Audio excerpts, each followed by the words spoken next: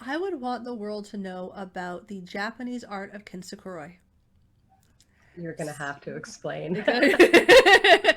So kintsukuroi is the Japanese art of repairing broken pottery with molten gold. So in our society, when something breaks, we're like, it's broken, it's worthless, get rid of it, replace it. So what we'll try to do is we'll try to put it back together and pretend nothing happens, or we'll discard it. But in Japan, they're smart and they would see these broken pieces of pottery and they wouldn't try to glue it back together so that you could pretend nothing happened. They would put it back together with molten gold, in essence, highlighting the scars because they believed each piece is more beautiful for having broken and healed. And what's really cool is where these pieces are put back together, they're stronger than they were before. And so you can't pretend that nothing happened. They're no longer whole. They're certainly not broken. They are unbroken, which means stronger than before. Sometimes people really just need somebody to listen to them, and they don't realize that what they're missing is being cared for. That you all matter and we're all loved and you're all surrounded. And there's nothing that spirit won't do to let you know that. You're driving along on your own path, thinking that this is what, life is all about. And then all of a sudden you work through this conflict and like life turns upside down. Like that is totally a possibility. So you have to be willing to accept the potential for that. Whereas even if that happens, coming back to the center of you, there's something you need to find. There's something you need to experience based on that potentially tumultuous change. And that's totally okay. Like whatever the path is, it's about being okay with what arrives as you're walking it. Just keep going. Things do get better. Healing is possible. And it doesn't need to be a race. It doesn't need to be immediate. Progress is progress. Be gentle and kind to yourself, forgiving.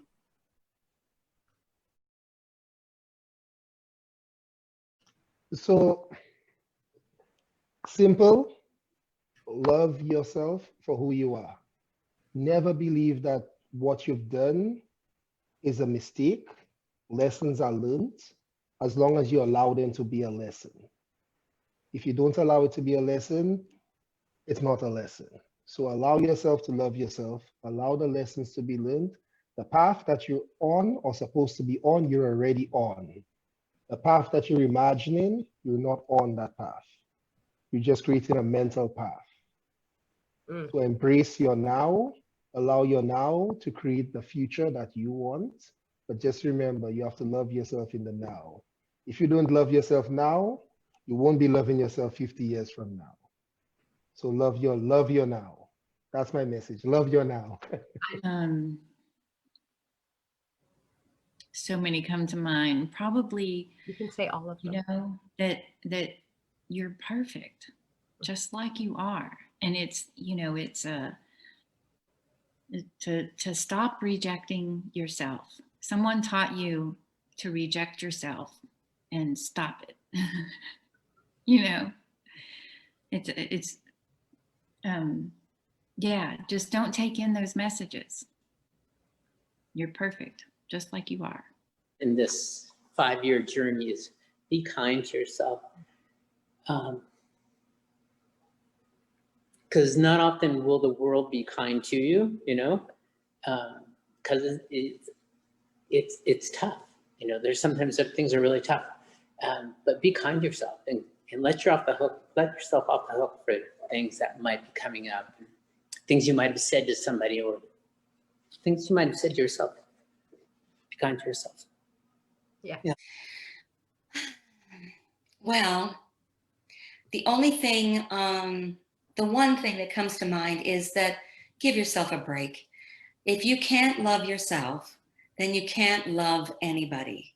And since it's the basis of the condition of who we are, we need to start with ourselves. And love is such a big, big word that I will suggest just give yourself a break. and understand that at the core of your being, you are a wondrous and amazing entity. Let that be, knowing that if you make mistakes, they're just mistakes and they're transient. But give yourself a break and move into that world of loving yourself so that you can pass that on to your neighbor. Self-compassion. For God's sake, let's just give ourselves a break, because that's all we can do right now. It's really all we can do. We have, most of us, I should say, have never lived with the length of time that things have been so uncertain.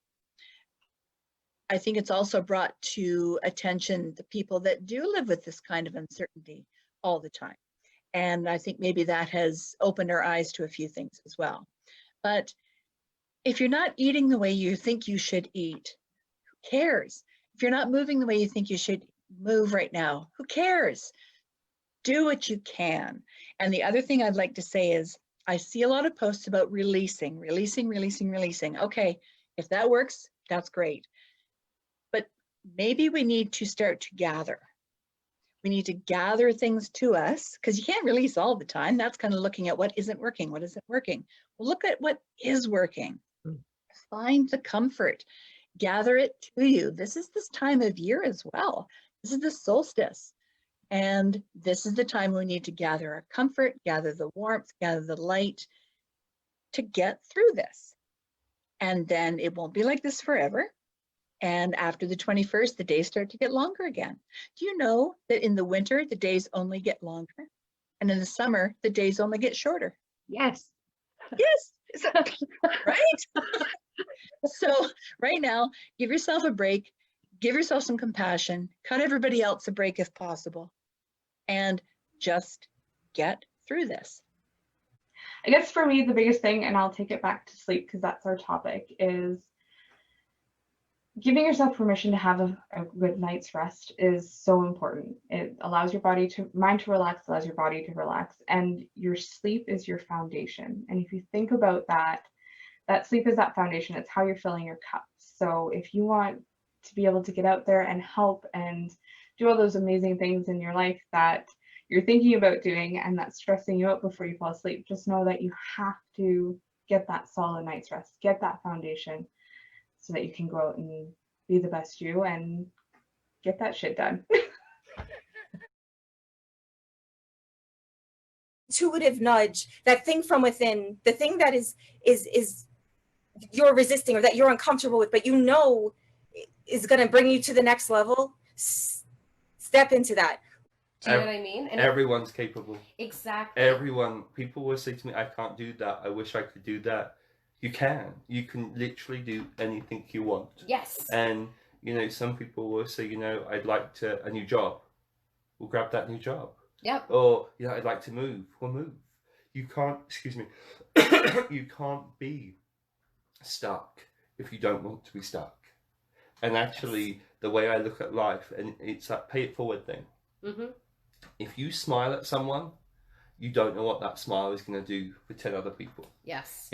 Is to stop letting fear hold you back from accomplishing great things in your life. Because I've said it a couple times tonight, but I truly believe that anything worth pursuing is going to be scary and it's going to be hard. And it's going to come with a lot of challenges and setbacks, and you're going to have to work really hard to break through those to achieve whatever it is you're working towards. But don't let your fears hold you back from that, because in the end, it will pay off and you will be safe. I promise. Nothing bad is going to happen if you pursue your dreams. The worst thing that can happen is that you fail and then you try again at a different time and a different season in your life. So don't let your fears hold you back. Beautiful. Do it! If you see that fear, enter bonds, see match. Now they're down! And now you can walk away with your trophy of conquering your fear. So is that all it is? You just got to kind of punch? No. No? Okay. I mean, spiritually and stuff. Oh, okay. Mentally. Mentally. Yeah. No, spiritually works too. Sometimes it has to be the spirit that's doing it, right? Your spirit. Yes. Yes. No, I get that. feel like that's what we end up attracting to us, is what we fear a lot of times. And we don't think of it consciously. We're not thinking of that. But it ends up happening. And I think empaths can get into that because most times empaths have been told their whole lives that they're not good enough, or that they're weird, or that they're too sensitive, or that their ideas are stupid or crazy, or they're different.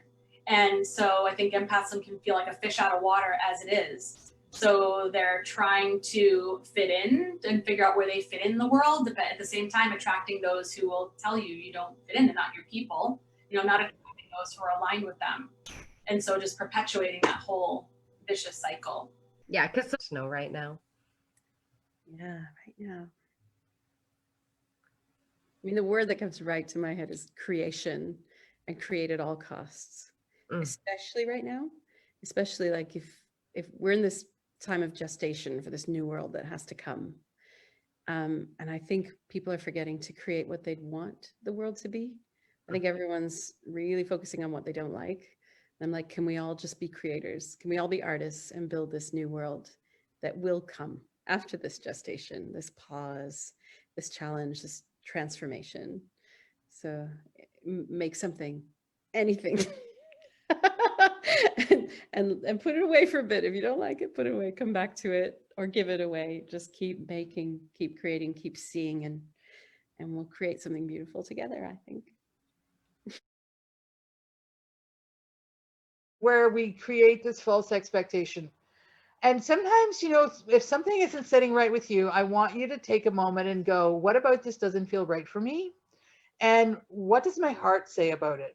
Because I think this is really where we need to start shifting our attention and listening to our gut. I do. And it's not even words of wisdom. It's more of like a call to action, because I don't think I can express to people how transformative meditation is. If there was one thing that every single listener could take away from this and be like, okay, I'm just going to implement this small change in my life, please, 15 minutes of meditation. And meditation means just sitting there, breathing. You can do it with some music on, preferably no vocals. Just sit there and breathe, yo. You'll process and integrate so much just by sitting and breathing. And it doesn't have to be that hard. I was just having another conversation about this earlier. It's like we make things so difficult. But to get into 5D, if you're not already there, I would just say touch base with yourself. Do you give in to the stuff going on outside your door? Do you give in to the panic? Do you give in to the hysteria that the news puts around it all?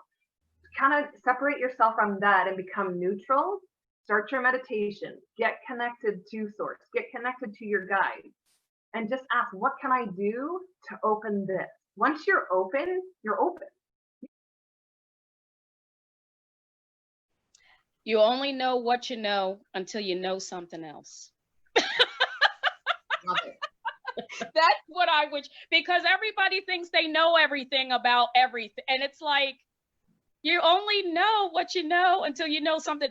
You're only coming from a perspective at this space and time based on this, that, or the other. But no sooner than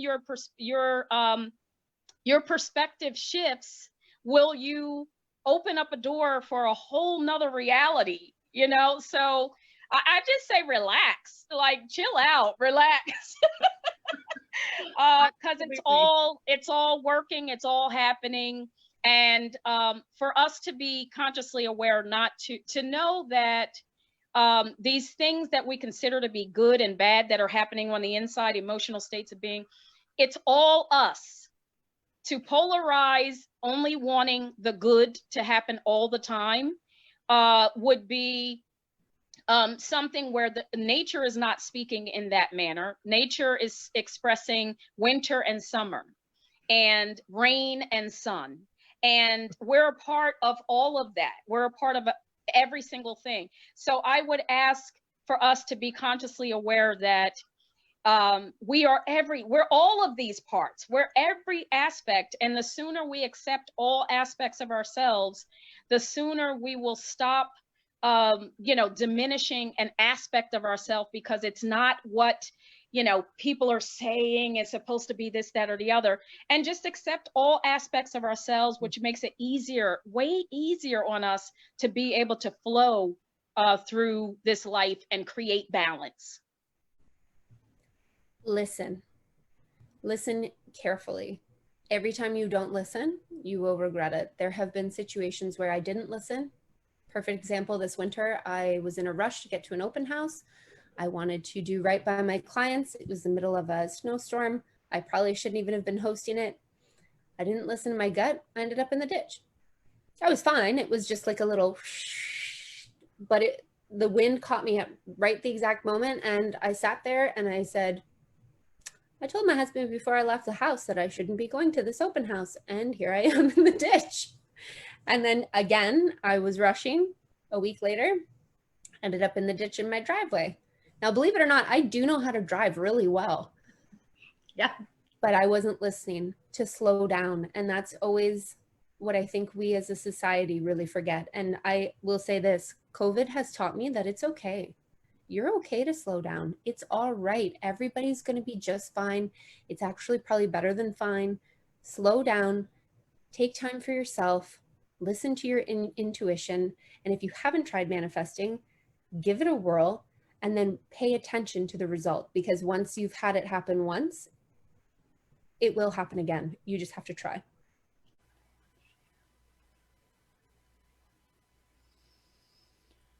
All I know that I'm learning is it's the being, that all the effort, all the trying, and boy, you know, we need help and we need support, but building capacity, resiliency, and learning and integrating nervous system regulation. Oh my gosh, like it's one thing. Yeah. The being with what is huge. And it doesn't just come, you know, it is about building capacity and resiliency. I know I follow a woman named Irene Lyons, and she's such an amazing teacher. I've only ever used all her free content. And her focus is on somatic experiencing and nervous system regulation, and healing trauma.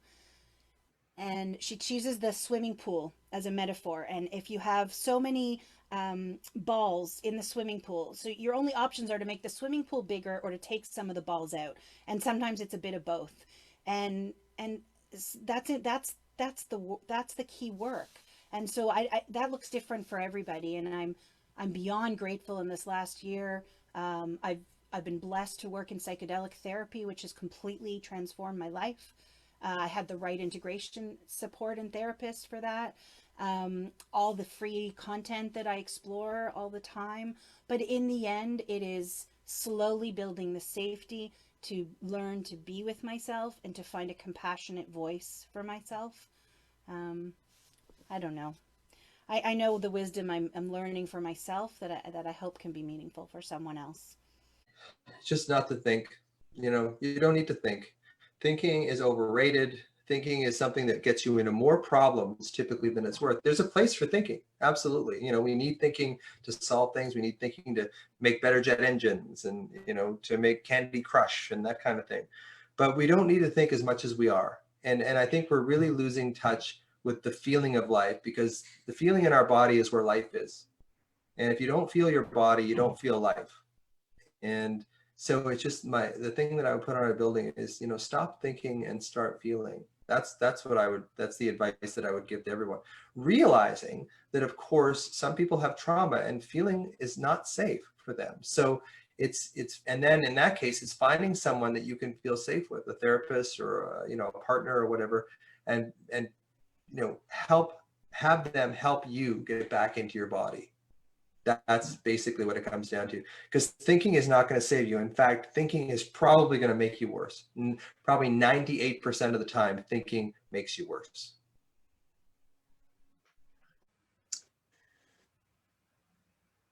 No one dies. Death is not real. It's as simple as that. It is really, we've been brought up and taught that death is done. You're done.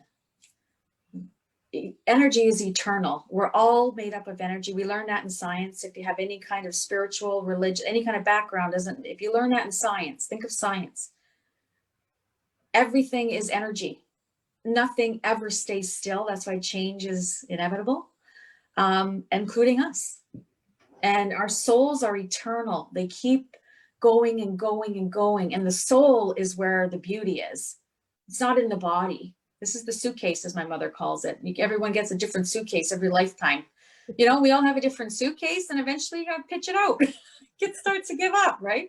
Yep. So at the end of the day, the soul is eternal and death is not real. I wish that word was gone. I've used it a few times this evening, and I apologize, but I know that's what people resonate with as the dark side of it all. But no, the soul is eternal. Love is eternal. Life is eternal. It is. So just try to remember that we will one day be in that space. But right now, this is where we need to be, in this energetic space, and embrace that. It's just a beautiful gift. And it's a gift both ways, you know. Just take a deep breath and open your heart. Let them creep their way in there, because they will. It's the best thing ever. So some final kind of thoughts, you know. Our unconscious bias, just remember, it's based on situations that haven't necessarily happened to us. It's based on situations that maybe have happened to other people, or information that were fed through the media or social streams. We need to be conscious of that. So keep that in mind when you are in your conversations and in conversations and with people who you are around, when we can be, so when we're not social distancing, but keep that in mind and be able to check your assumptions. So one thing I will say is that if you're going into a new environment and it may be a little uncomfortable, you're automatically going to start, your feelers are going to start to go off and think things. Check those assumptions at the door. You want to go into that experience willing and authentic and without any judgment. And once you can do that, it's that step in the right direction. You can walk into an environment and you can not make a judgment, even if you have a judgment 5 minutes before you go in, and you can check it at the door. I'm going to take this experience for what it is. So if everyone in the room looks different from me, I'm not going to make an assumption about those people. I am going to go in there and experience this for what it is. Okay, so it's when you're walking into a new environment, you know, just be conscious of that you're in a new environment and you're there to learn and absorb, almost like a sponge, right? You want to absorb as much as you can. And then the other thing is, everyone needs allies. We all need allies in life. And the more allies that marginalized people have, the better. Okay, so if you are in a situation where you hear something or see something and it's a safe space, say something. It's okay, you know, and ask questions. Ask questions. I would much rather someone ask me a question than make an assumption. All right. The entire world was listening. I would love for the entire world to know to just breathe, and you got this. We may not know how, we may not know what it looks like, but you got this. And let's begin together to take the next right step for ourselves, because from there is no lack, or there is no need or want. It's just what is in this moment. And as simple and naive as that may sound, I truly feel like it is the first step to our healing, to even just be able to say, this is the next right step for me, and feeling that. And even if that step is right now, it's to go take a nap. That's the best way we can serve ourselves, is by listening to what the next right step is. I would just like to say that for everybody, it doesn't matter what race you are, what sex you are, you know, what religion you are. When you begin to heal, what matters is that you work with your soul, that your soul doesn't know those limitations. It doesn't know racism. It doesn't know sexism, all those things that we human beings put into place. Your soul doesn't know that. And so when you are present enough in your body and you allow yourself to connect to your soul, you will awaken that bundle that everybody has, all of us have. It doesn't matter where you come from. You have your own sacred bundle. Our lives are now, not when things start getting, well, things will get to back to normal. Like you hear that all the time, and it's kind of like, no, tomorrow is not guaranteed. Yeah. We're not given tomorrow. We only have now. Yeah. Yeah. And what do you want to create with the now that you have? Exactly. Yeah.